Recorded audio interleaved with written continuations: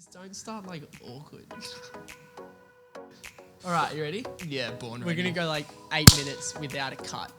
So Boom. we definitely went more than 10 minutes though. Hey, Jason. You want coffee? Welcome to another episode of How To, where we talk about all the big things in life and how we as Jesus followers can make the most of the life that God has given us. And today we're joined by the incomparable Erin, one of our worship leaders in Brisbane, and arguably the best thing since sliced bread. Bread is a big call because I freaking love bread a lot. But thank you. That's very kind. Very kind. Well, we're going to get stuck into our very first segment where we talk about what is in the drawer. So would you like to just open up that drawer right in front of you? one. Give us a bit of I yeah, never that know. one. Yeah, that one. there's That a one. drawer. Give us a bit of a gaze of what's in the drawer. Yep, right there. This Yep, one? Yep, that one. Oh Yep, my goodness. Yep. Well, right here we've got some party glasses. So this is probably usually what I'd wear when I worship lead on a Sunday in Newlife, Brisbane. Great. That's awesome. That's Yeah, really, yeah. really good. Do you want more things? What else you got in there? Are they earplugs? Got some nail polish, which Jason used last Friday, I do believe. Mary Kay, favourite brand. Give me that back. All right. Bye, Jace. Back in the cave. So, Aaron, today we're talking about how to leave good for great. But before we get into it, do you want to just tell us a little bit about yourself? Yeah, for sure. So I live on the north side of Brisbane, a little bit of away from here. I live with my parents still, which is great. Yes. Food is really affordable when you live with your mum.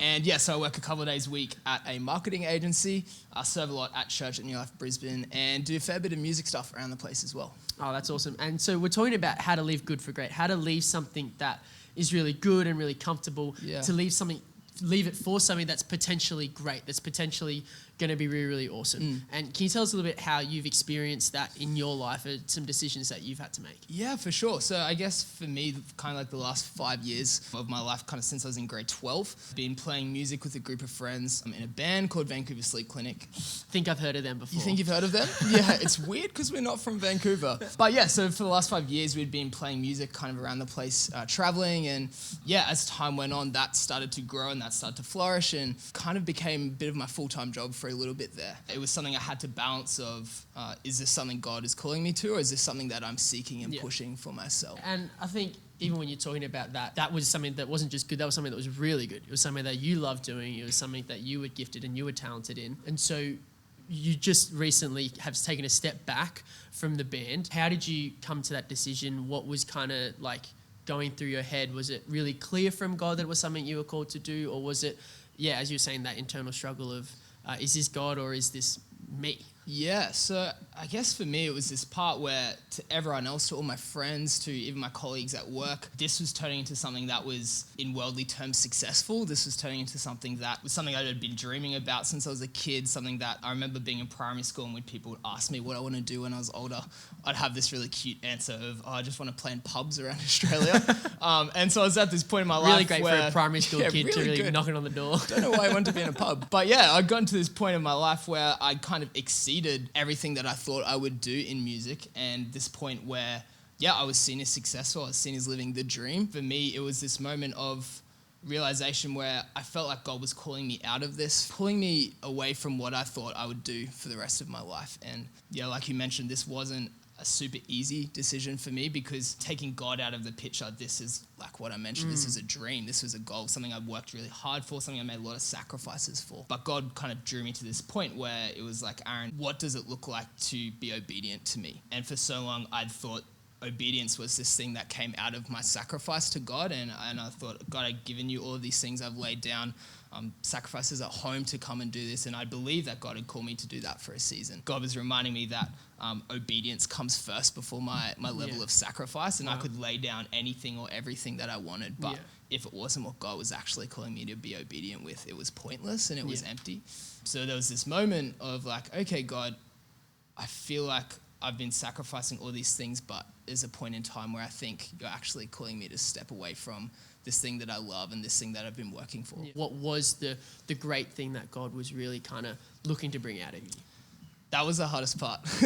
Because even for me at the moment, like you mentioned, I've kind of stepped away from touring. I actually don't know what I've stepped to. I think so often in life we think about when we step away from one thing, what are we going to move to next? And what's the wise decision? And because for me, this was like leaving my full-time job. Yeah. I'm reminded in the scriptures how God actually calls us to have faith like a child. And I guess I was learning that in this season because for me to make an adult decision or a mature decision, I'm not going to think about all these extra details that you would have to as an adult. You trust the parent to think about that. Exactly. So for me in this position, I was like, one, I don't know what I'm stepping to. I actually don't know what God's calling me to next, but I believe that he's calling me to something bigger. I believe that he's calling me to something greater. So I'm going to have faith like a child and just trust that he's got everything sorted. I'm just going to have to trust that he knows more about my life than I do and that he's more faithful and will provide for me more than I possibly can. So I'm just going to do the step of faith, not knowing what I'm going to, but believing that he's got something bigger and better for me. Yeah, it's so true. So often we think about, then what's the next great thing? But the greatness isn't necessarily in what we do, but it's in what, the character of God that can really be birthed in us by stepping away from something that, like what you were saying, is a dream that we might be chasing out of our own strength or out of our own desire for success or for money or for pleasure or anything. But then it's actually the greatness of God in us that is then going to lead us to something else that may, to the world, not look as flashy or as cool, but to God and to the kingdom and to you, it's what he created you for. That's it. And I think we often also forget the step is almost more significant than what we're actually stepping to. Yeah, the journey versus the destination. Exactly, because there's my friends and there's all these people that don't actually believe in the God that I do. And so they look at me and they're like, why are you leaving this thing you've worked so hard for? Like, you've given so much money to it, you've given so much time to it, like the last 5-6 years of your life you've given solely to this, and now you're just stepping away completely. For them, without a God, this is like a horrible decision. Like, this is dumb. But for me, believing and knowing who God is and knowing who God says about me, that's the only way this makes sense. And that's where faith comes into play. Yeah, definitely. And you talked about, trusting in God and trusting where he's leading you. Yeah. Do you have any scriptures that might, give some handles to what can sometimes feel like an abstract idea or can sometimes feel like it's a bit kind of airy-fairy? What are some scriptures that are in God's word that really kind of give us some really practical handles for that? Yeah, for me, and I've touched on this a bit, but I was just constantly reminded to have this faith like a child. Because the more I looked into it and the more I broke it down, this decision made less sense. And the more I thought about it in detail. And when I say this, I don't mean I'm throwing out my wisdom and I don't mean I'm throwing out my advice from older people in my life, but it was this moment where God says, just come to me with a childlike faith. Just trust in who I am. Trust that I'm a father who loves you. Trust that I know and I have plans that I've prepared for you, plans to prosper you and to give you hope in a future and all these types of things that I couldn't see. And even now in my life, it's actually quite hard to see these things. And there's days where I'm literally at home and I just cry because I'm like, I would actually love to be doing that. And I see notifications that, they're going on tour and it hits me. It's like, like they are. I'm not this time. And there's all these emotion and God's like, just trust me. Just trust that I have a plan prepared for you and trust that I have a hope in a future much bigger than you can ever dream of. Yeah, and the other really cool thing about childlike faith that I think, you talking about how childlike faith doesn't mean we throw out our wisdom or we throw out godly counsel or anything like that. The other thing that children do all the time is they ask questions. They say, why, or how come I can't do this? Why? And God is actually, when he says, have a childlike faith, he's inviting us to come to him with our questions, and with our kind of, but why is it like this? And then God is going to go, okay, now you're asking these questions. Ask me these questions. Don't wrestle with them by yourself, where you're going to struggle and where you're going to feel like you have to figure it out all by yourself. But actually come to me with all of this because I'm the one who can provide for you. And the whole idea of, we don't know the answers, but we know the God who does. Yeah, exactly. Yeah, so good. There might be some people out there today that, we're wondering, what is this? I'm in a season and it's right now in this moment I'm thinking, oh wow, I'm chasing this out of my own desire, or I'm chasing this out of something that's really good, but I've been ignoring this call of God on my life, or I've been ignoring this step of obedience that God's asking me to take.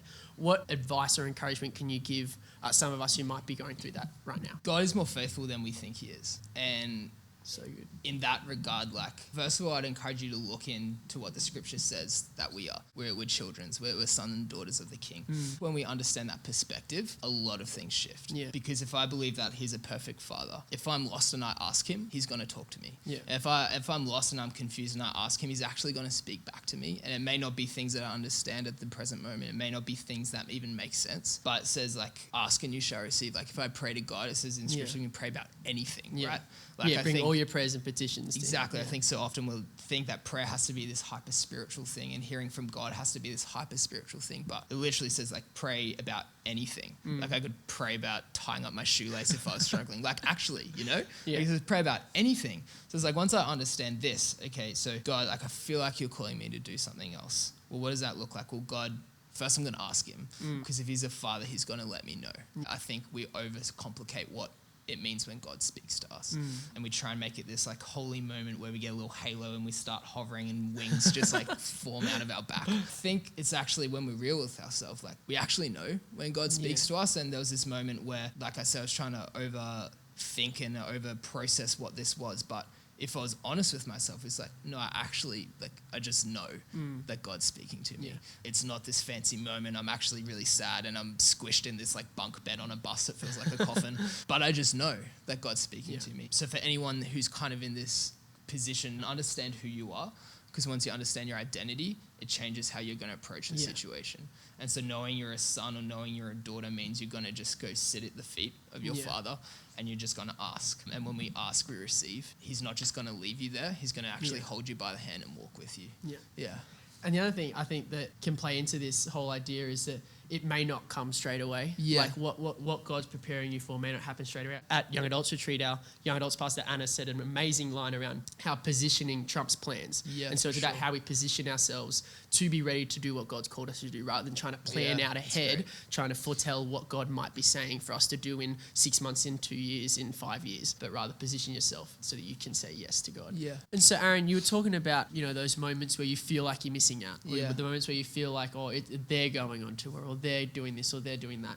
In those moments, how do you remind yourself of the hope that you have of what you have stepped away from and what you're going to step into? Or how do you remind yourself of, the confidence that you have in God and in where he's leading you? I guess for me, like the first thing I want to do is surrender those feelings to the Lord. And I just want to like pray to him. It sounds hyper spiritual, but again, it's not. It's like, there's these like yuck feelings that I have inside that I don't like. So first thing I'm going to do is I'm going to give them back to Jesus. And then there's other things that I do, like I invite other people in, and there's these battles where we can get stuck in our own thoughts, and I often will find myself going in circles. What I've found so helpful is inviting a trusted person into that thought process and actually dialoguing with them. Hey, this really like sucks. Like I went to a gig the other day and I left and I was actually really sad. So I called one of my friends and I was like, hey, this is really hard for me and I'm still really struggling with this. And just like not even them giving me advice, but them praying for me, me praying with them and just verbalizing what's happening inside was just a really helpful thing.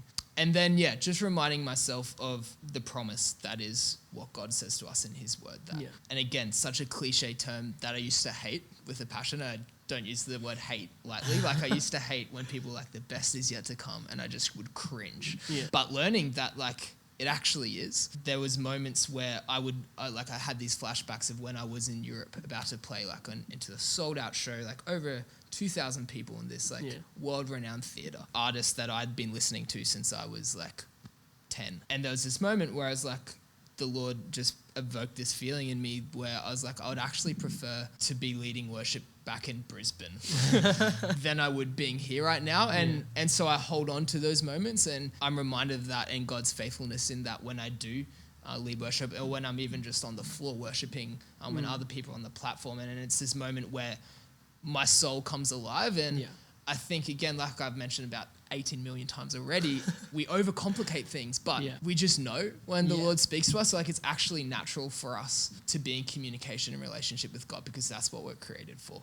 We overcomplicate it because of our flesh and because of our desires and our distractions. But when we pull it back to what we're designed for and what our body actually feels most naturally, it's when God speaks to us. So me pulling it back to that, to those times he's spoken to me and looking at his faithfulness in my life and where he's pulled me to and where he's pulled me out of and all of those situations I can just see his faithfulness and just clinging onto those promises of him. And Carl Lentz talks about how Jesus never fulfilled his potential. He did ministry on earth for 3 years and he could have done more, but instead he reached his purpose of dying on the cross, saving us from our sins, rising from the dead and defeating sin and death. What do you think around the whole idea of potential versus purpose? Which one should we chase? Because God-given potential is a bit of a it's a phrase that goes around, especially youth and young adults. It's the season where we're preparing for the rest of our life. What's God going to do with my whole life? What's my potential?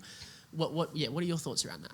It's a weird thought, like you said, to think about, because like all through school we're taught as well that one step leads to another, and when we finish studying, then we step to this, and then we step to that, and then we have our career, and then we grow old, and then we have kids and a family, and all those types of things, which I've done none of. Life is in seasons, and our thinking so often is these black and white thoughts of, like I said, step one, step two, to reach this like goal, and then once we reach there, we just do that, and then we die, and that's our life. But has not been, like I've only lived like 22 years, which is not that long, but I've already done so many different things that I never probably would have picked on my own journey.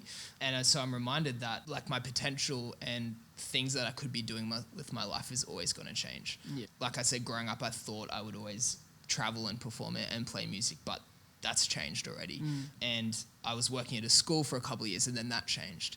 And it's not that what God's calling me to is changed. Like I feel like God's still calling me to minister and to love on people and to be a friend, and to preach his message of the good news. It's just the vehicle that I do that through. Yeah, we all have changed. the same purpose, to grow the kingdom and to make disciples. Yeah. It's just how we all do it is different. Yeah, and the most helpful thing that one of my friends taught me is this open hand and this closed hand idea.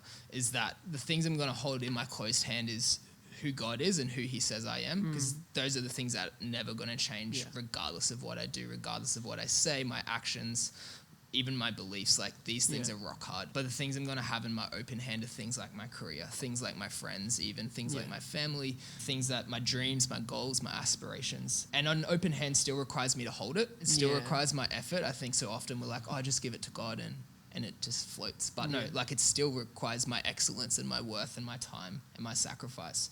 But if God takes it away, I have to be okay with that. Like I'm not gripping onto it closely. And it's a really good heart check to do, to make sure that we're not pushing our own agendas above God. Because if he took away, like when he took away this music thing, and again, maybe this is a season, maybe this is forever, I'm not sure. But when he started to pull it away, there was almost like this, oh, not yet, God, I'm not finished. And it's like, oh, hang on, I think I've swapped hands. And so it's this realization of, oh, okay, sorry, God, like, my life is yours. Let me hold it on an open hand. Do with it what you will. Thanks so much for joining us on the show, Aaron. It's so encouraging to hear your story and the incredible journey that you've been on. And I want to encourage you, no matter where you find yourself, whatever situation, whatever it is that you feel like God is calling you to leave, whether it's big or whether it's small, know that we can trust in God. Know that whatever we leave, God is always going to bring something better for us on the other side. And we've got a little bit of a present for you for coming on the show. Not a bad throw, but not the best. Just a little bit of a cheeky Newlife youth merch there for you in mustard. Wow. Do you like mustard? Mustard's my colour, actually. Oh, yeah, I reckon. It goes well with your complexion. Thank you. Well, Aaron, what should we do now? Mate, 4 things. Go. Like this video. Come on. Comment your favourite colour. Mine will be mustard. 3, subscribe to this channel. Hit the button over there. Hit the buttons over button there. right here. And finally, make sure you rate and review on Apple Podcasts and Spotify. good. We love you guys. We'll see you on another episode.